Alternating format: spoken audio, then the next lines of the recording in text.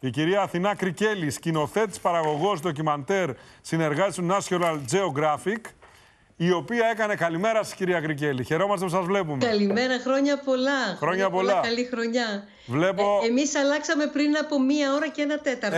Καλή χρονιά τότε. Είστε φρέσκια. Εμείς έχουμε μπει βαθιά στο νέο χρόνο, να ξέρετε. Εσείς τα ξέρετε καλύτερα τα πράγματα. Πώς ήτανε? Ο καινούριος χρόνος.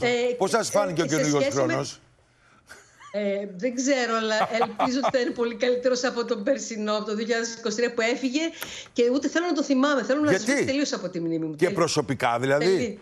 Και προσωπικά. Όχι προσωπικά, αλλά γίνανε τόσα πολλά πράγματα στον τόπο μου που στεναχωρέθηκα πάρα πολύ. Ενώ στην Ελλάδα. Έτσι. Στην Ελλάδα. Γιατί όπου και να ζω, η Ελλάδα είναι ο τόπος μου.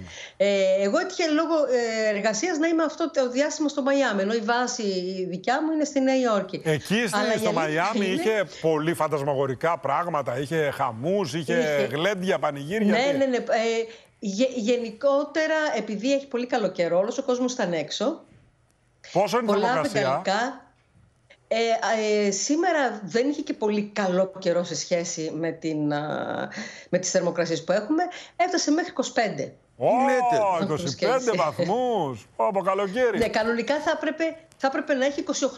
Έχω κάνει δηλαδή στο Μαϊάμι πριν από 6-7 χρόνια και ήμασταν με ξόπλατα, ας πούμε, και τέτοιο.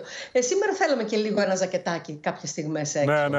Αλλά είναι πολύ περίεργη αίσθηση αυτή το να είσαι έξω χριστουγεννιάτικα, πρωτοχρονιάτικα, στη θάλασσα.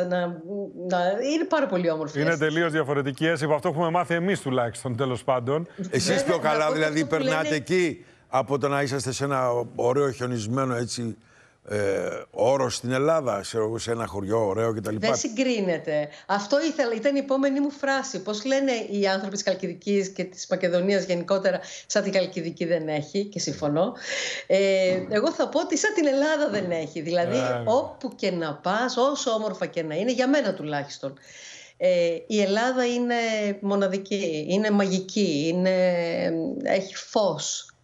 Έχει διάφορα πράγματα που έχει φως, όπως το είπατε. Το Απολλώνιο λεγόμενο φως. Ναι. Λοιπόν, η αφορμή για να μιλήσουμε ήταν ότι στο Μαϊάμι και κάνατε εκεί πρωτοχρονιά, αλλά η βασική αιτία είναι ότι εσείς κάνετε μια σειρά απογυρίσματα στον αμερικανικό διαστημικό σταθμό του Κανάβεραλ με φοβερές εικόνες. Ντοκιμαντέρ κάνετε κατά βάση, έτσι δεν είναι? Ναι, ήρθα στο Cape Canaveral γιατί έπρεπε να κάνω κάποιες συνεντεύξεις για το National Geographic και με την ευκαιρία, επειδή εκείνη την ημέρα των συνεντεύξεων θα γίνονταν και 2 εκτοξεύσεις.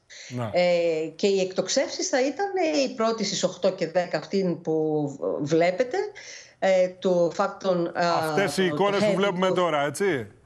Αυτές οι εικόνες που βλέπετε τώρα είναι από την NASA. Αυτό είναι το ψηλότερο κτίριο στον κόσμο που βλέπετε τώρα. Ναι.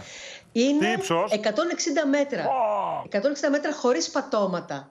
Αυτή είναι η ιδιαιτερότητά του. Γι' αυτό είναι το ψηλότερο. Εκεί πέρα μέσα φτιάχνεται ο πύραυλος. Και αφού ολοκληρωθεί... Είναι με σκάλες, όπως λέει ο Μανώλης, το κτίριο μέσα δηλαδή, έτσι, δεν έχει... Έτσι. Και αφού ολοκληρωθεί, μετά βγαίνει έξω, ανοίγει μια τεράστια γκαραζόπορτα, αν μπορούμε να την πούμε έτσι. Βγαίνει έξω πάνω σε ένα γερανό για να φτάσει στον χώρο της εκτόξευσης. Παίρνει πάρα πολλές ώρες, γιατί πηγαίνει με 1,5 χιλιόμετρο την ώρα επάνω στο γερανό αυτό. Πάρα πολύ. Ήταν εντυπωσιακό. Δηλαδή και ο θόρυβος και αυτό το πράγμα που βλέπεις ξαφνικά στον ουρανό. Είναι η δεύτερη φορά που έτυχε να είμαι εκεί σε εκτόξευση. Και εγώ τουλάχιστον, γιατί εντάξει, δεν έχουμε στην Ελλάδα την δυνατότητα, γιατί στην Ελλάδα μεγάλωσα. Δεν είχαμε στην Ελλάδα τη δυνατότητα να πεις πάνω εδώ μια εκτόξευση. Ναι. Να ρωτήσω, πού καταλήγει ο πύραυλος, το διαστημικό τέλος πάντων? Αυτό έχει ο πύραυλος της Πέμπτης που εκτοξεύτηκε. Ο πρώτος στις 8 και 9 πρώτα λεπτά, στις 8 και 9 λεπτά, ο δεύτερος έφυγε στις 11, που ήταν ένας απλός πύραυλος που μετέφερε στο Διεθνή Διαστημικό Σταθμό, μετέφερε κάποια όργανα και εξαρτήματα της NASA. Ο πρώτος που έφυγε. Τι εννοείτε, ακούστε με λίγο, εσείς τα ξέρετε πολύ καλά και εμείς είμαστε άσχετοι. Οπότε σας ρωτάω τι εννοείτε, δηλαδή έφυγε πύραυλος ο οποίος μετέφερε τι? Ο πρώτος που έφυγε στις 8 και 7 πρώτα λεπτά μετέφερε ένα διαστημικό αεροπλάνο του Αμερικανικού στρατού, το οποίο το κρατάνε πάρα πολύ μυστικό, δηλαδή την άλλη μέρα ήταν παντού σε όλα τα μέσα ενημέρωσης, όπου δεν ξέρουμε τις δυνατότητες του, αλλά μπορεί να πετάει σε τρελά ύψη. Μόνο του. Αυτό μας δώσανε. Μόνο του πετάει ή με πιλότο? Μόνο του. Μη παντρεμένο είναι. Ο δεύτερος που έφυγε στις 11 το βράδυ, και είναι πολύ σπάνιο και αυτό να φύγουν την ίδια μέρα 2 διαστημόπλια από το ίδιο σημείο. Δηλαδή δεν έφυγαν από το Houston, έφυγαν από το Cape Canaveral και τα δύο. Ο δεύτερος που μετέφερε εξαρτήματα και μηχανήματα, πάλι μη επανδρωμένος, που θα πάνε στον διεθνή σταθμό. Εκεί αυτός ο διεθνής σταθμός είναι επανδρωμένος, στον επανδρωμένο διεθνή σταθμό. Είναι επανδρωμένος, απλά φεύγουν... αλλάζουν οι αστροναύτες, αυτό είναι. Κάθε 3 χρόνια, κάθε 2 χρόνια, ανάλογα. Ναι, αλλά 2 χρόνια μένεις εκεί πάνω. 4 έχει μείνει ο άλλος. 4 για να είναι. Φεύγουν, δηλαδή φανταστείτε ότι σαν αυτόν τον μεγάλο, τον heavy που λέγεται, γιατί είναι 3 πύραυλοι μαζί, έχουν φύγει το 2023 5 τέτοια διαστημόπλαια, που είναι τεράστια. Λοιπόν, εντυπωσιακή δουλειά. Πότε θα τη δούμε τη δουλειά αυτή? Τις συνεντεύξεις θα τις δούμε όταν θα ολοκληρωθεί το ντοκιμαντέρ του National Geographic. Ωραία. Λοιπόν, δεν ξέρω. Και αυτό... Μια τελευταία ερώτηση θέλω να κάνω. Αυτό που θα δείτε από εμάς σύντομα είναι ένα ντοκιμαντέρ που κάνουμε στην Ελλάδα. Εδώ και 6 μήνες έχουμε ξεκινήσει τα γυρίσματα. Την ιστορία της είναι αμερικάνικη παραγωγή. Την ιστορία της ελληνικής πολεμικής αεροπορίας από την ίδρυσή της μέχρι σήμερα.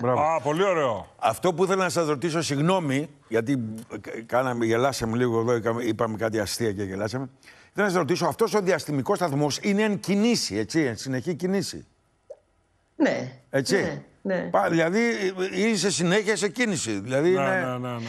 Θα ήθελα πάρα πολύ να είμαι εκεί. Αλήθεια τώρα. Γιατί για λίγο βλέπουμε τις εικόνες.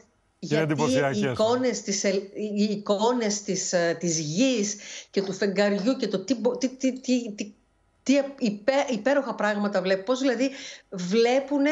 Μάλιστα. Θα ήθελα πάρα πολύ να το δω αυτό. Πώς μπορείς να δεις τον τόπο μας, τη γη, από μακριά. Γιατί αλλάζει και ο τρόπος σκέψης. Βέβαια. Δηλαδή, μπαίνεις στο μέγεθός σου, καταλαβαίνεις το μέγεθός σου. Την ασημαντότητά σου. Ακριβώς, δεν τα δεις και μαζεύεσαι. Έτσι είναι. Και μαζεύεσαι λίγο, σφίγγουν τα συστήματα. Κυρία Κρικέλη, ευχαριστούμε πάρα πολύ. Τα είπατε πολύ ωραία. Κυρία Κρικέλη, τα είπατε πάρα πολύ ωραία. Περιμένουμε να δούμε τις δουλειές σας. Καλημέρα, καλή χρονιά. Από Μαϊάμι, κυρία Κρικέλη. Πολύ ωραία τα λέει. Πολύ καλά, πολύ καλά.